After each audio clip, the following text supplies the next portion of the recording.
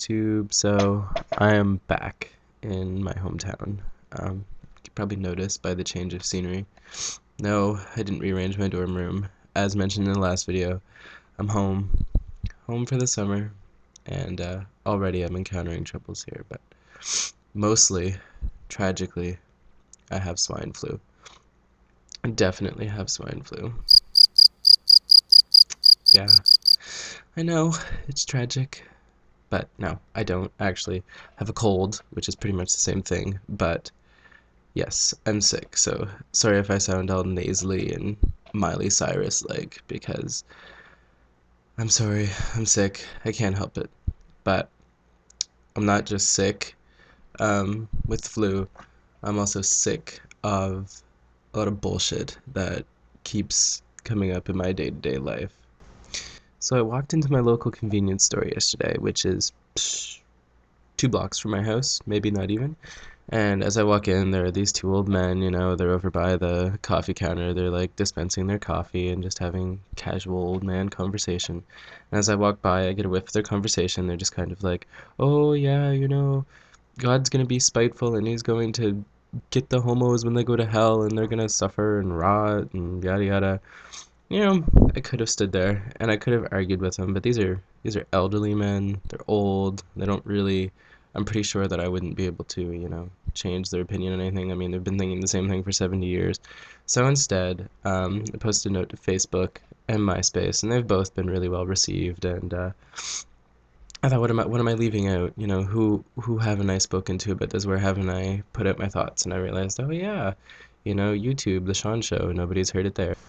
Most people, I think, will agree that um, the main root of homophobia and the main root of, the kind of conversation that I heard in the Irving is through um, biblical reference and people quoting certain things from the Bible and thinking that these things, dominate everyone who is outside of their religion. Um, with Christianity, especially, we have Leviticus 18:22, and Leviticus 18:22 says, "Thou shalt not lieth with mankind as thou lieth with womankind; it is an abomination."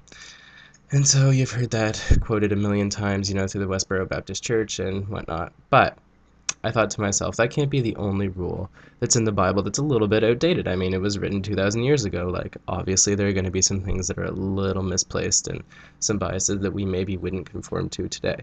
So, started doing some research. What I found was epic. Leviticus, where we get our anti-homosexual preaching, also has in 1519, 20, 25, 26, and 33 a lot of text about how women are absolutely disgusting when they're on their menstrual cycle. Okay, well, maybe a period isn't the most glamorous thing, but Leviticus specifies that a man should not lay on the same couch, the same bed, should not travel in the same car, should not touch the same things, should have no physical contact with a woman when she's on her period. Can you imagine if we conformed to that kind of thing today? Oh, sorry, honey, I don't think I'll be able to sleep in the same bed as you tonight because you're on your period. Until you're off the rag, you're sleeping in the doghouse tonight. Can you imagine? No, that's just not gonna work. As I was growing up, I never really did anything too bad. Like, I was never overly rebellious or whatever. I was never, like, an extremely troublesome child. I was never, like, the kid that gave their parents hell every day. But, I know some kids that are. And I'm thinking when I have kids, I'm definitely going to check out Deuteronomy 2021. Because in Deuteronomy 2021, parents are given permission to stone their stubborn and rebellious son. Yeah, that sounds pretty good to me. If anyone's in my neighborhood, if you're just kicking around and you've used all your rocks, my yard is full. I have no children. You can come and take as many rocks as you want. Like, I think I'm all about the punishment, so go right ahead. Exodus 35:2. This excerpt gives us a little bit of information about why we don't, in some places, and not really so much today, but why work on Sunday was always, prohibited. And it tells us that Sunday is a Sabbath, it's a day of worship for the Lord. And it goes on to say that if you work on Sunday, you will, not just you could be, but you will be put to death. So, I have some high school friends who probably aren't going to feel too good about that, considering, Saturday and Sunday are two of the days they can work. Sorry, guys. I'll go to your funeral. I mean, oh, geez, I'm awfully sorry. So this is particularly pertinent to especially any fathers who have daughters out there, any fathers who might be watching my YouTube channel. You have a daughter who's not much good to you. You're kind of bored of having her around the house. You know, she's not really doing anything. I mean, well, whatever. You know, there's an economic slowdown. You know, money's hard to come by. What you could do, according to Exodus 21, 7 to 11, is just, you know, sell her into slavery. And it's okay. I mean, she's more easily bought than the men, and it also says that, you know, it gives you some really good stipulations as to how it should be done. It gives you the rules and whatnot, you know. It gives the buyer some things they should live by. Yeah, Exodus 21, 7 to 11, just check it out if you're thinking about, you know, selling your daughter to slavery. It's a good place to start. Finally, and this is my absolute favorite. This is just grand, and I would live by this. Um, Corinthians 11:14 specifies that even nature shows us that men with long hair are disgusting. They're something that should be abhorred. So it tells us that men with long hair are a shame unto themselves. Yeah, that's okay though. I mean, I don't really know any men who have long hair, especially there are none in the Bible. Like I don't know a single Christian who has long hair, and I mean this is obviously why. There are no Christians with long hair. Oh! Really? Who's that? I don't even know. He can't be important. He has long hair. He can't have been important to Christian tradition. I just some sideshow guy. No big deal. If you're going to use one rule from the Bible, then you should use all of them.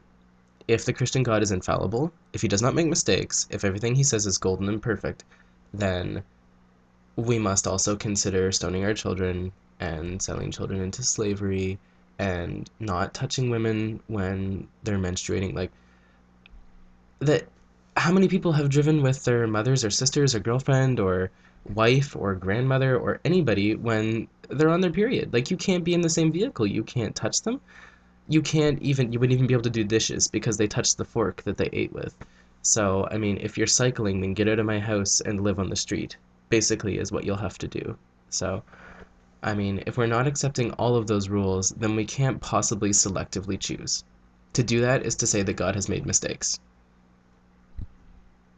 If instead we accept that humans wrote the Bible, and maybe they made some mistakes because humans are not perfect, then we can look at it and say, well, then maybe if they made these mistakes, then Leviticus 18:22 was also a mistake. And I think that's the approach that needs to be taken. And unfortunately, it's really hard to find a venue to convey this message. And often, when there are rallies for same sex marriage bills and whatnot, I see people making arguments like, this is a human right, this is a human right. And then you see the religious right saying things like, but look at Leviticus, oh my God, look at Leviticus. And that's great. But why is somebody not standing up and saying, you know, look at Corinthians 18:14 or look at Exodus 35:2? Like, I don't know where they are. I wish I was there. Every time I see a YouTube video of someone from the religious right making these speeches, it makes me so angry, and I wonder where the intelligent proponents of same-sex marriage are, and why these arguments aren't coming out in a public venue. This needs to be public. Anyways, thank you for listening. I'm sorry, I need to vent. The swine flu has got me down, and hopefully I'm better soon, and I'll try and make a lighter video next time, just because I'm sure this isn't exactly what you expected or wanted, but tough luck.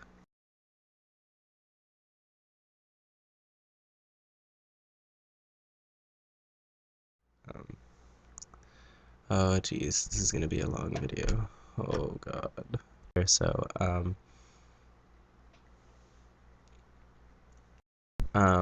think everybody knows that. It's been mentioned in my videos. It's in the little... I haven't been looking at the camera. Fuck. Hey camera, I'm looking at the camera.